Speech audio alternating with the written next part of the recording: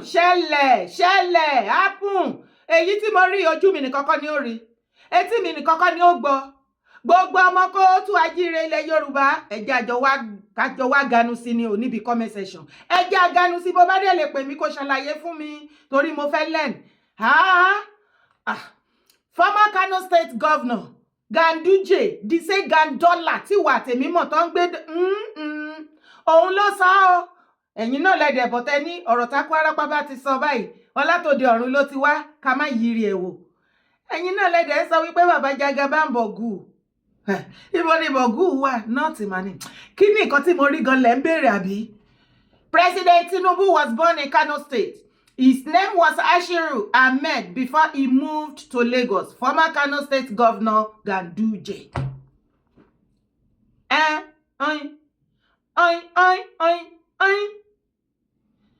Ganduje ló sọ ní ibi tí ọ̀rọ̀ yìí ti dojúrú, ó ti dojúrú. President Tinubu was born in Kano State, Ibibo. His name was Ashiru Ahmed before he moved to Lagos State. Former Kano State Governor Ganduje. Ẹ tẹ̀ jẹ́ á wo fídíò yìí. They are going nowhere.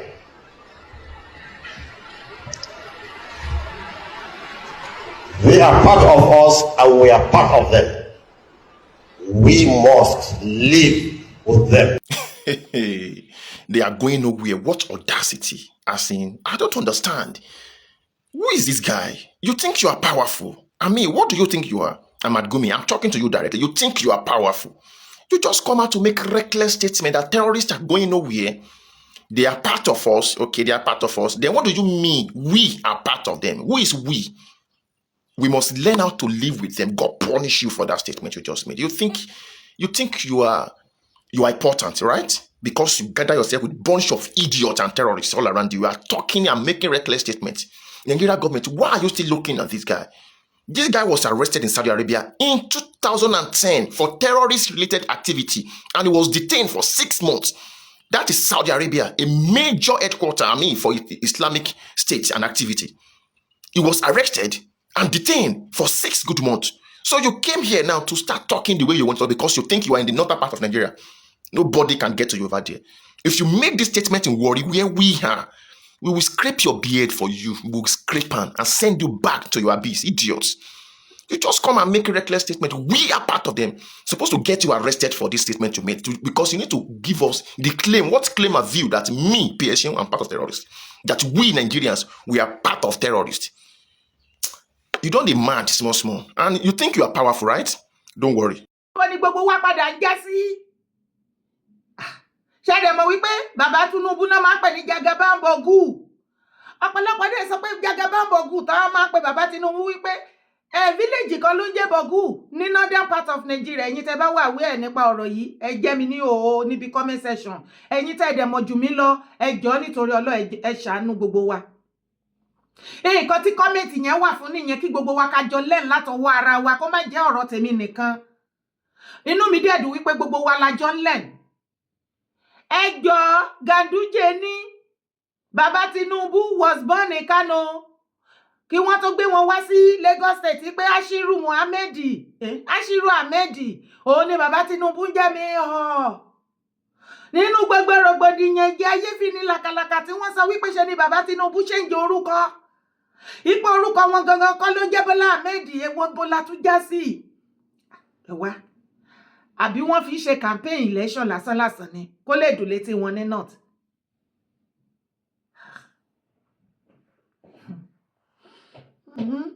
Èyí tó tẹ̀ wá yé mi lẹ́nu ni wípé èmi ò kàn fẹ́ gbé fídíò yẹn ni ẹ ṣáà mọ̀ máa African priest yẹn tó máa wà lórí TikTok.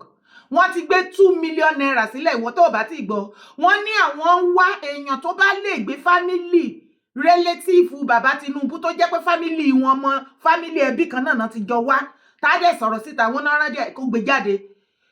Àwọn rẹ́dí àti fẹ́ nìyẹn ní 2 million naira. Kódà wọ́n ní anybody tó bá jẹ́ classmate bàbá Tinubu àbí schoolmate wọn kí wọ́n bọ́ síta àwọn rẹ́dí láti fún wọn 2 million naira. Mẹ́hàn lórí kíni mẹ́hàn.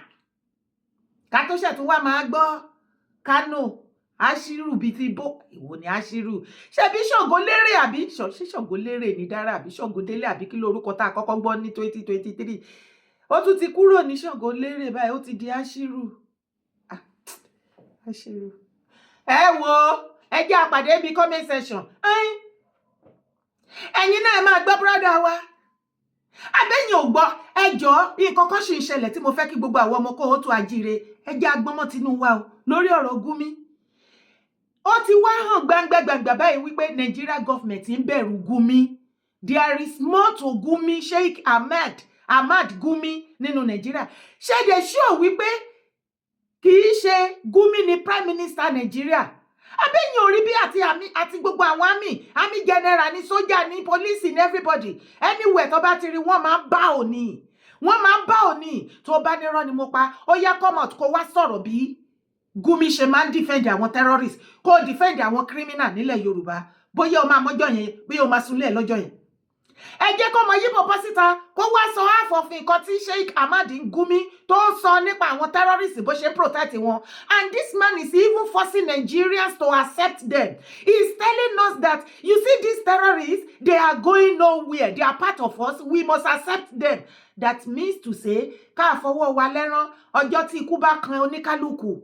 Torí a ti mọ̀ wípé àwọn terrorists yẹn kò síṣẹ́ méjì tó ń ṣe nínú Nàìjíríà ju ìkànkàn pààyàn. At the same time Gumi tún sọ wípé ṣé àwọn terrorists bó ṣe ń jí àwọn èèyàn gbé tó ń pa àwọn èèyàn tó ń gé orí tó ń bá àwọn ọmọ kéékèèké sùn tó ń bá àwọn ìyá arúgbó sùn tó ń kú sí abẹ́ wọn tó tún demand fún virgin láti wá gbòkú arúgbó tó dópa. Ó ní bí wọ́n ṣe ń ṣe yẹn ó ní ó ló bẹ́tà ju àwọn ọmọ Biafra ó ló bẹ́tà ju àwọn Biafra agitator lọ ESN. Ẹjọ́ ṣé kò tí ì tó àsìkò tí gbogbo Nigerians tá máa fọ́ sí ìgboro tá máa protest both home and abroad ká dìmáàndì lóhùn kan lọ́wọ́ Nigeria government arrest Gumi or tell us the secret behind this so-called one Nigeria because ó ti fi hàn wípé secret tó ní agbára wà bẹ́ẹ̀ this is no more ordinary ó ti kọjá rádaràda kò tí ì sí ẹ̀yà mìíràn tí mo mọ̀ tó lè ṣe bí ti Gumi nínú Nigeria tí gọ́ọ̀mẹ̀ntì Nigeria ti ní gbé ẹni yẹn kí ló ṣẹlẹ̀ what is happening to all of us. Baba Tinubu, you are owing Nigerians some explanation concerning Gumi. Nigerians want to know who Sheikh Ahmad Gumi is in Nigeria.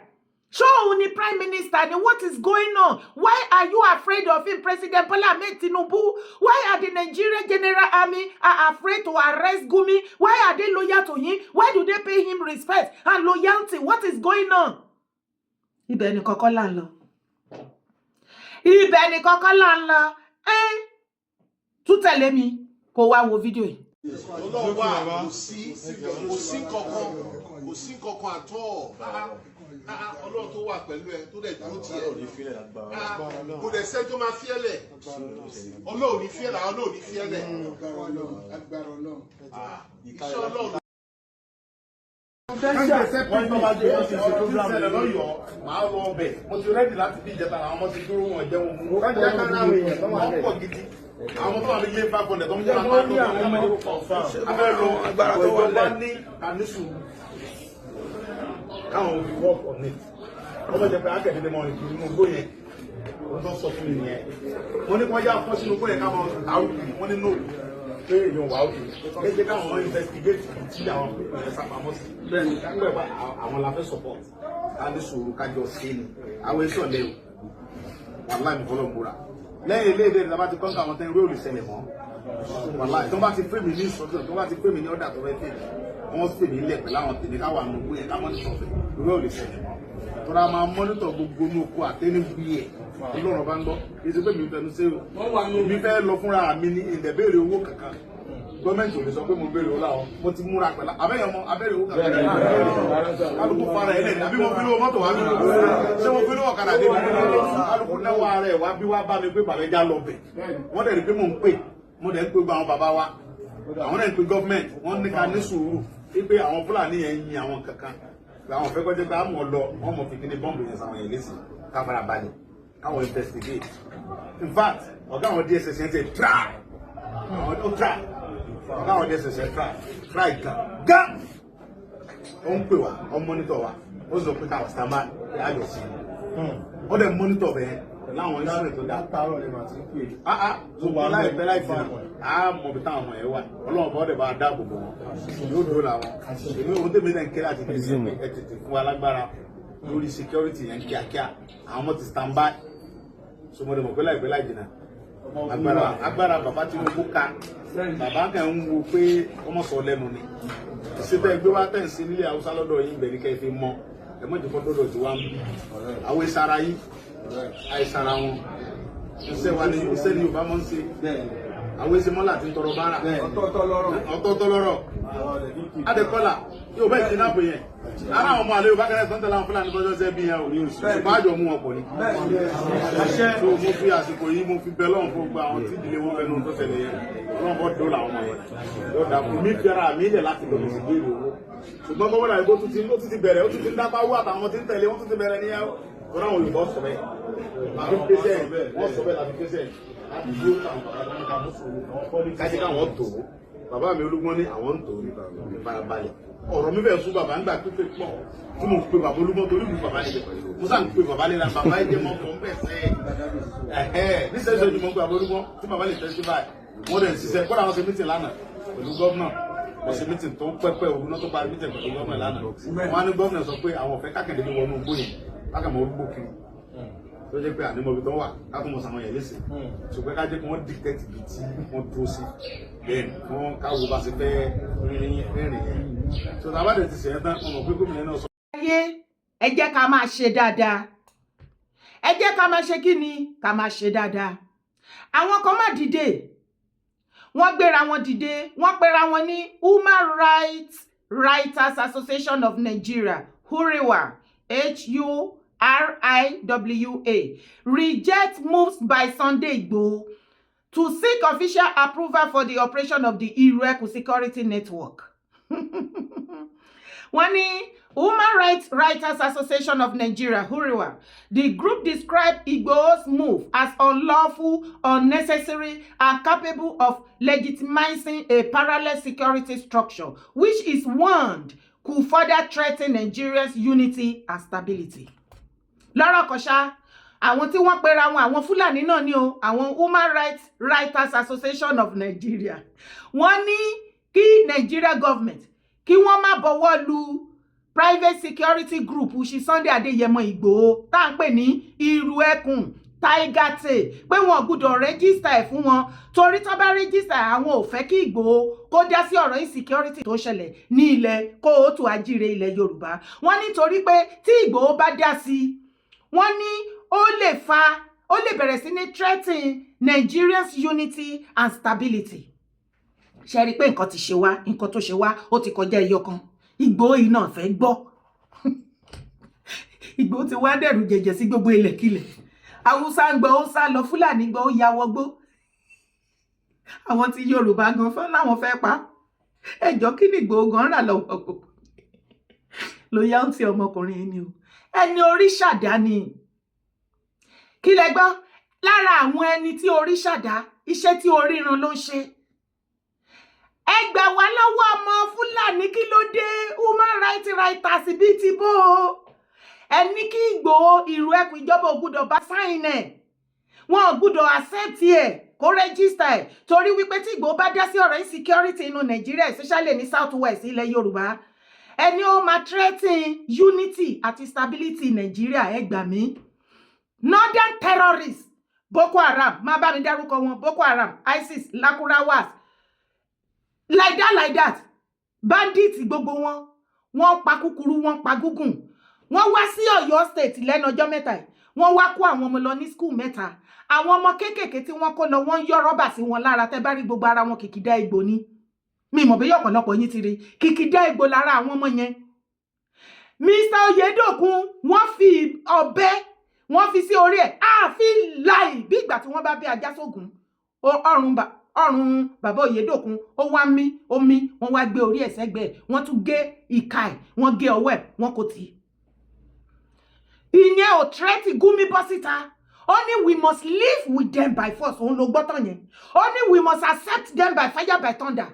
Northern leaders and elders Northern human writers writer wọn rí nǹkan kan tó burú nínú ìyẹn o, kò threaten unity àti stability wọn Nàìjíríà, ṣùgbọ́n Chief Igboho tó fẹ́ bọ́ síta pẹ̀lú àwọn warriors wọn láti protect ilẹ̀ Yorùbá wà lọ sí nọ́ọ̀tì lọ́dọ̀ wọn o, ilẹ̀ bàbá wa ni kọ́ má gé wa lórí mọ́ o, kọ́ má fi tipátipá bá àwọn ìyá wa sùn mọ́, débi tí wọ́n á dó wọn pa, débi tó tún máa dìmáàdì fún kọ́ lọ mú fẹ́jì wá kó tó wá gbókú ìyá oníyàá, kọ́ má gé orí àwọn ọmọ Yorùbá mọ́, kí wọ́n má fi ìyà jẹ àwọn ọmọ kéékèèké, kọ́ má máa rí bọ́bọ́ wọn torí lára àwọn ọmọ yàrá ìmọ̀ye tó máa ti bá sùn, wọ́n láìka àwọn ọmọ kéékèèké láti bá sùn gan, wọ́n ní kíní wọ́n máa táìtì ni, àtọkùnrin àtobìnrin mi ìrírú wọn rí. Gbogbo ìyẹn kò threaten wọn Nàìjíríà, kò threaten unity in Nàìjíríà, kò dẹ̀ threaten stability wọn Nàìjíríà, ṣùgbọ́n torí Ìgbòho àti the rest of our brothers wọn náà wọ́n ti fara wọn kalẹ̀ bẹ́ẹ̀, ṣe bẹ́ẹ̀ gbọ́rọ̀ lẹ́nu Chief Sunday Adéyẹmọ Ìgbòho. Chief Sunday Adéyẹmọ Ìgbòho láwọn ti ṣetán láti wọ inú igbó lọ, especially ibi tí wọ́n kó àwọn ọmọ yẹn àti bàbá Oyèdòkun yẹn tán tẹpá sí lọ. Wọ́n láwọn ṣetán pẹ̀lú àwọn ọmọ ogun àwọn, wọ́n ní kẹ́ wò wọ́n, àwọn kan náà invite wọn, owó ara wọn náà fi wọ mọ́tò, àwọn òde béèrè sísì lọ́wọ́ ìjọba, kìkìdá kí ìjọba kan gbà wọ́n láàyè kí wọ́n ṣiṣẹ́ tí orí rán wọn, kán pèsè ààbò tó yẹ fún àwọn èèyàn wa ní ilẹ̀ wa nílẹ̀ Kóòtù Àjíire ilẹ̀ Yorùbá. Òun ní nǹkan tó máa Adéyẹmọ ń béèrè fún. Ǹjẹ́ ẹ mọ̀ wípé iṣẹ́ ni wọ́n ní Gọ́vnà Mákindé, Ṣèyí Mákindé of Ọ̀yọ́ State wọ́n ló gbé wa ní gógó ni o. Ọ̀pọ̀lọpọ̀ àwọn ọmọ Ìbàdàn náà ti pè mí láti ìgbà tí mo ti ṣe fídíò yẹn o. Wọ́n ní kí n pariwo síta, wọ́n ní kíní tí Gọ́vnà Mákindé tó sáìn síta tí mo ṣe fídíò tí ọ̀pọ̀lọpọ̀ ti ṣe fídíò ipa kú oríire. Wípé Gọ́vnà Mákindé náwọn ìjọba wọn rẹ́dì láti partner pẹ̀lú any private security bíi OPC, Ìrù Ẹkùn, Àgbẹ̀kọ̀yà àti bẹ́ẹ̀ bẹ́ẹ̀ lọ Àkọ̀yà. Wọ́n ní rán ni wọ́n ní Gọ́vnà Mákindé gbé wa ń gógó ni o. Wọ́n nígbà tó máa kàn sí wọn, wọ́n náà sọ wípé kó ní kálukú tiẹ̀ sì lọ jókòó ná. Àṣẹ pé gbogbo nǹkan tí wọ́n sọ yẹn wọ́n kàn án sọ lọ́ọ̀nláìn kí ìwà àtẹ̀mí ká lè gbọ́, ká lè máa sọ wípé wọ́n ṣiṣẹ́. Wọ́n rẹ́dí àti jẹ́ kí àwọn private security kan dá sí bí gọ́vnà ṣe sọ o. Irọ́ ni o, wọ́n tún gbé wá gógó ni o. Ẹ má fọ́ o. Ṣé mo wípé the same Gọ́vnà Mákindé nígbà tí ọ̀rọ̀ ṣàríà fẹ́ dé lọ́yọ̀ọ́ tá a pariwo wípé irọ́ ni o, ṣe bẹ́ẹ̀ rí tí Gọ́vnà Mákindé bọ́ síta tó ní láyé àwọn ò ní fàyè gba ṣàríà lọ ní Ọ̀yọ́ State láyé ká má rí. Ṣùgbọ́n after tó sọ̀rọ̀ yẹn tán, òun ni àwọn group Murik Akitola, àwọn Mufti Ìwó àti gbogbo àwọn arígini ayin òkò wọjà, àwọn Shitu àkó gbogbo wọn, àwọn bí Oríyọmí, wọ́n padà lọ ṣe meeting pẹ̀lú Mákindé according to allegedly, gbogbo ẹ̀nìwọ náà ti ń gbọ́ káàkiri lọ́yọ̀ọ́. Wọ́n náà ṣe meeting, wọ́n dẹ̀ gbowó fún wọn allegedly. Wọ́n láti gbà yẹn Mákindé ti yí ẹnu padà, ìyẹn tó já sí wípé Sharia is welcomed in Ọ̀yọ́ State.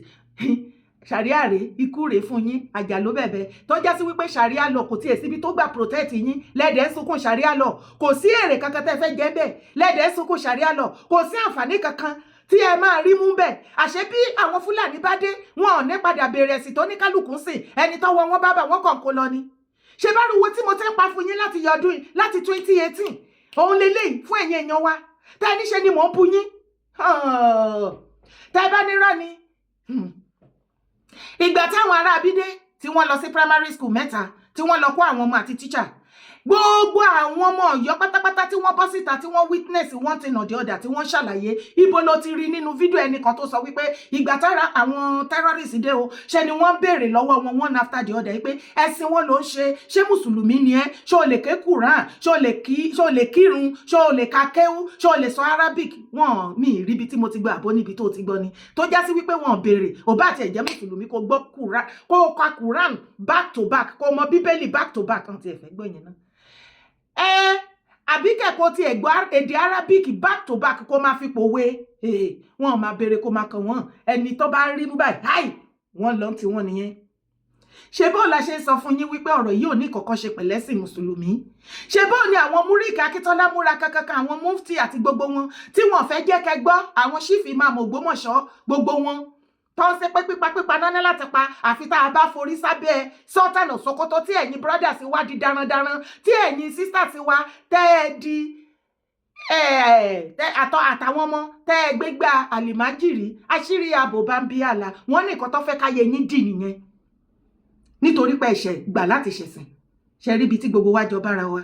You see, Gọ́vnà Ṣèyí Mákindé àtẹ̀yìn àgbẹ̀gbẹ̀ ilẹ̀ Yorùbá tẹ́ ẹ̀ sá kúbẹ́kúbẹ́ tí ẹ fẹ́ involve àwọn private security group organization ọmọ Yorùbá tí wọ́n voluntarily sọ wípé àwọn ṣetán, wọn ò béèrè owó lọ́wọ́ yín.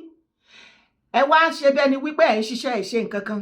Gbogbo ọmọ Kóòtù ilẹ̀ Yorùbá mo fẹ́ kẹ́ mọ̀ wípé láti sìn lọ any state tán bá tó ti attack tán gbé èèyàn tí gọ́vnà kọ́kọ́ bá dìde tó wá àdírẹ́sì yín tẹ̀dẹ̀ tún gbọ́ tí àwọn àgbààgbà tó wá bọ́ síta tó wá àṣọ yín pé wọ́n máa ṣe nǹkan kan tẹ̀dẹ̀ tún gbà tí ẹ̀ lè jẹ́ kí gbogbo wa ká shut down the whole of Yorùbá land down ká bọ́ síta with peaceful protest káwa ta wà lábroad ká join yín a jẹ́ wípé bọ́ bá ti ń pa yín èmi bí ẹbí ẹnìkan mi rò pé màmá bá yín pariwo mọ́ mi lè wá rojọ́ kú ló ń jẹ́ bẹ́ẹ̀ o ó ti dójú ẹ̀ báyìí ó ti ṣe kí ni ó ti dójú ẹ̀ mo wá fi àsìkò yìí kí gbogbo Yorùbá Nation campaign òtítọ́ àti tòdodo ẹ ti ẹ̀ jẹ́ ká gbàgbé ọ̀rọ̀ ọjà pé bí yà ń bára wa ní one or two things èmi personally genuinely from the bottom of my heart mo kí gbogbo wa kú iṣẹ́ àkú oríire you know why tó bá jẹ́ wípé eléyìí nìkan náà ni nǹkan tí Yorùbá Nation movement tí a achieve for now wàhálà iṣẹ́ la ṣe kí la achieve awareness insecurity ni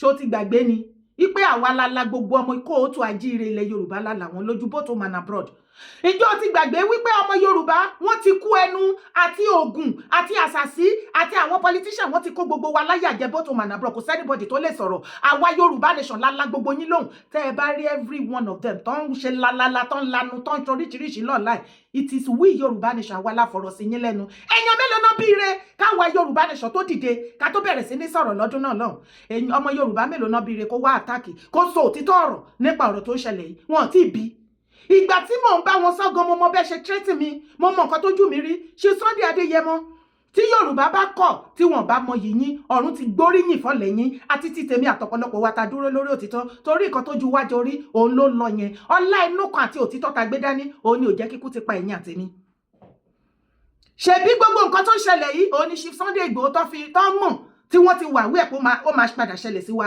ìtara yẹn la fi pariwo ta fi tẹ̀yìn mọ́lẹ̀ àtàgbà àtọmọdé àtọba àti ìjòyè ta fi sọ fún bàbá Tinubu ẹ má lọ waste time ẹ má tún háàdì ìyà míì mọ́ àsìkò wa ẹ jẹ́ ká kúkú ṣe nǹkan ta fẹ́ ṣe once and for all ká kúkú máa lọ ká kúkú kúrò tán pátápátá lábẹ́ àwọn pípù yìí ẹni rọ ni ó pẹ́ títí gbogbo yín ètì Ìgbòho ẹ ló sọ̀rọ̀ sọ́ba ẹ ló sọ̀rọ̀ sí gọ́fúnà ó pẹ́ títí ẹ bẹ̀rẹ̀ sí ní ṣe oríṣiríṣi pẹ̀lú wa here we are today ṣùgbọ́n inú tèmi dùn tí mo ṣe kí wa kú oríire mo dẹ̀ kíra mi kú oríire pé mi ò ṣe lásán gbogbo ariwo tí ẹ̀yin tàjọ ń ṣe àti gbogbo ẹ̀yin tẹ́ ń comment ẹ̀yin tẹ́ ń share ẹ̀yin tẹ́ ń pè wọlé gbogbo wa tàjọ ṣàwíánẹ̀sì yẹn kundus to every one of us àwa ni original ọmọ kóòtù ilẹ̀ Yorùbá original tá a nífẹ̀ẹ́ ìran wa dójú ikú bí Yorùbá ò bá yin ìwọ àtèmi jẹ́ ká yẹra wa mo mọṣẹ́ tí mo ṣe ìwọ náà mọṣẹ́ tó ṣe tí ó bá wá di èní báyìí mo dúpẹ́ wípé awareness lórí ọ̀rọ̀ insecurity ilẹ̀ Yorùbá ó ti jálé ó ti já oko kò sọ ọmọdé àtàgbàlagbà bó tó mọ̀nà àbúrò tó máa sọ wípé òun wà wí ẹ̀ mọ́ ó kàn ṣẹni láàánú wípé Yorùbá fi ara balẹ̀ torí àbòsí àti ọ̀tẹ̀ wọ́n dúró títí ikú fi ń wò wọ́n tó ń wokú kan tó gba òtítọ́ here we are what is the way forward. ṣe borí fídíò ibi tí Fẹ́mi Fani Káyọ̀dé ní ìgbà tí ọ̀rọ̀ insecurity tó ṣẹlẹ̀ ń sìn tó ń pa ọmọ Adéyẹmọ lẹ́kún yí ẹ̀wò ló pé gbogbo nǹkan tó dé bá yín nísìn ó ń gbomijé lójú Chief Sunday Igboho gbogbo ẹkún tẹrí tó ń sun bẹ̀ yẹn ẹkún nǹkan tó ń ṣẹlẹ̀ sìn ló ń sun gbà náà here we are òun lẹ́sọ̀dọ̀ ta yín gbogbo ẹ̀yin ọmọ àlè olóbùkú tẹ̀dà online tẹ́ ń pariwo insecurity ilẹ̀ Yorùbá Ìgbòho dìde ibo ló wà fẹnu wúgè Ìgbòho ti bọ́ síta sí olóhùn ti ṣetán pẹ̀lú àwọn ọmọ ogun àwọn gọ́fúnà àtàgbàgbà already rí nǹkan kan sọ fágbàgbà rí nǹkan kan fún gómìnà sìn tó bá yẹ pé Ìgbòho tí sọ̀rọ̀ ìpínlẹ̀ ìmáma kò tí àlọ́tẹ̀ ti báyé gbogbo yín jẹ́ ibẹ̀ ni kọ́kọ́ là ń lọ tó tẹ̀lé ni. ṣé ẹ̀yin náà ti gbọ́ nǹkan tí àwọn Fúlàní darandaran tí wọ́n sọ lórí iléeṣẹ́ ìròyìn BBC títí tí wọ́n fi èdè Haúsá sọ̀rọ̀ ǹgbà tí wọ́n pè wọ́n wípé kí wọ́n wá ṣe àlàyé kí ni wọ́n rí lọ́bẹ̀ tó fi wá ru ọwọ́ kí ló dé tí ẹ̀ ń pa èèyàn ní ìpa ìka tẹ́ ń pa èèyàn ní ìpa ìfọ̀nàfọ̀ṣù kó tó di pé wọ́n pè wọ́n wá àwọn Fúlàní náà sọ̀rọ̀ ọ̀rọ̀ wọn kódà wọ́n sọ̀rọ̀ púpọ̀ àwọn Fúlàní wípé gbogbo ìpànìyàn tí àwọn ń ṣe káàkiri jákèjádò Nàìjíríà yìí àti bí àwọn ṣe ń jí èèyàn gbé wọ́n ní pé àwọn mọ̀ọ́mọ̀ fẹ́ fi dójú ti ìjọba ààrẹ Bọ́lá Ahmed Tinubu èyí tó wà lórí ipò lọ́wọ́lọ́wọ́ báyìí wọ́n ní pé ihun tí ó ń ṣe àwọn ni pé àbí ihun tí àwọn ń gbà lérò ni pé láti kó jìnnìjìnnì bá ààrẹ kí gbogbo èèyàn sì mọ̀ wípé ní ilẹ̀ Nàìjíríà o àwọn ní ohun táwọn fẹ́ gbà lọ́wọ́ ààrẹ tí ò fáwọn kí ni wọ́n fẹ́ àlàyé tí wọ́n ń ṣe ni pé àwọn ihun tẹ́ àwọn ṣe ń kó jìnnìjìnnì àti àìrójú àìráyè bá gbogbo ilẹ̀ gbogbo orílẹ̀-èdè àti ìpínlẹ̀ ní ilẹ̀ Nàìjíríà wọn ni pé àwọn ń fẹ́ kí àwọn olórí ìpínlẹ̀ àwọn gómìnà kí wọ́n fún àwọn ní ilẹ̀ tí àwọn máa fi dá màálù ní ìlú wọn káàkiri gbogbo Nàìjíríà ihun tí àwọn Fúlàní sọ lélẹ̀. Eléyìí ni ó ṣàlàyé ìdí tí àkọlù tí ó ń ṣẹlẹ̀ káàkiri jákèjádò Nàìjíríà tí ó fi ń pọ̀ sí tó ń pọ̀ sí ìyẹn ní ẹnu ọjọ́ mẹ́ta yìí. Ṣé rí eléyìí kò ń ṣe pé bóyá ó ṣèṣì àbí ṣé rí ohun tí wọ́n ń ṣe wọ́n ní ètò wọ́n sì ní ohun tí wọ́n fẹ́ gbà. Àwọn wo ni àkọlù yìí ni ó ń jẹ́ èrè fún nígbà tí wọ́n ti ń ṣe àkọlù náà nínú àwọn tí wọ́n ń ṣe ẹgbẹ́ òṣèlú àbí àwọn tí wọ́n ń dipò tí wọ́n ń du ipò ààrẹ ní ilẹ̀ Nàìjíríà. Nínú ọ̀rọ̀ òṣèlú ṣé rí bí òṣèlú ṣe ń súnmọ́ bẹ́ẹ̀ ni àkọlù náà ń pọ̀ sí. Ṣé wá rí àwọn ẹ̀yà wọn àwọn Fúlàní yìí náà àwọn ẹ̀yà wọn náà láwọn tó jó lórí wọn àwọn náà ni wọ́n fi ń rojọ́ fún gbogbo ìlú pé kò sétò ààbò ní ìlú kò sétò ààbò ní ìlú. Gbogbo wa náà ti wá mọ èròǹgbà àwọn Fúlàní yìí ihun tí wọ́n ń ṣe ni pé láti da ìlú rú mọ́ ààrẹ tó wà ń bẹ̀ yìí lọ́wọ́ kí wọ́n lè bá a fi ààyè gba ọmọ ìlú wọn àbí ẹ̀yà wọn tí ó jẹ́ Fúlàní kí òun náà lè dé ipò ààrẹ. Tí ó bá sì dé ipò ààrẹ wọ́n mọ̀ pé dandan yóò ṣe àbí kó fún àwọn ní ohun tí àwọn fẹ́ gbà èyí tí ó ń jẹ́ láti fagídí gba ilẹ̀ gbogbo ilẹ̀ onílẹ̀ ní ìpínlẹ̀ kọ̀ọ̀kan òun ní orílẹ̀-èdè Nàìjíríà yìí. Wọ́n mọ̀ pé ohun táwọn fẹ́ ṣe láti gba ilẹ̀ tí wọ́n máa fi sin màálù káàkiri gbogbo orílẹ̀-èdè gbogbo ìpínlẹ̀ kọ̀ọ̀kan. nǹkan tí brọ́dà yẹn sọ ní ìgbà tí wọ́n máa interview àwọn terrorists ní orí BBC wọ́n ń jẹ́ kó yé wa wípé gbogbo bí wọ́n ṣe strike nísìn left right center àwọn mọ̀ọ́mọ̀ fẹ́ fi destabilize ìjọba Tinubu ni. Èwo ló tí gbọ́ látẹnu mi èwo ni mi ò tí ṣàlàyé fún yín. Somebody share this video to me. Mo believe lára àwọn fans mi ni táwọn náà padà rí irú eléyìí pé dára ó ti pẹ́ tó ti ń sọ̀rọ̀ yìí. Ọ̀rọ̀ tó wà nílẹ̀ àrùn ojú ni kì í ṣàrùn inú. With the support of àwọn other information genuine information tí wọ́n pè tán fún mi. Ṣé you see the truth? This is their weapon. Àwọn náà máa pọ̀lẹ̀ kó wá jà. Àwọn náà máa pọ̀ lóhun kó wá mú. Àwọn tí wọ́n kó lọ ní Ọ̀yọ́ state. Lẹ́nu ọjọ́ mẹ́ta ìbíyà náà bí jẹta wàá rí táwọn kọ́kọ́ ra wọn jọ tí wọ́n náà sin òkú Mr. Oyedokun tí wọ́n gé orí wọn lọ ní ọ̀dọ̀ àwọn terrorists. Ẹ má gbà wá wọn ò má tí release òkú. Ìyàwó Mr. Oyedokun má ti fariwo ta. Ó ní òun tí release òkú ọkọ òun ẹ̀yin tẹ́ wá ń sin òkú. Ó ní òun mọ nǹkan tán gbé sínú pósí. Kí ló dé tẹ́ ẹ̀ sin òkú olókùú lẹ́yìn ẹ ti èsì jẹ́ kán release òkú fún family kí wọ́n dẹ̀ wá ṣe proper burial àfẹ́ni ẹlẹ́ni. Kí ló máa ń ṣe ẹ̀yin ọmọ Yorùbá tí ọ̀pọ̀lọpọ̀ yín wá ṣe bí zombi dìdìrìn tẹ́ wá ṣe bẹ́ẹ̀ ni pé wọ́n ti rá iye yín kò tiẹ̀ sí nǹkan tó yẹ yín mọ́ láyé.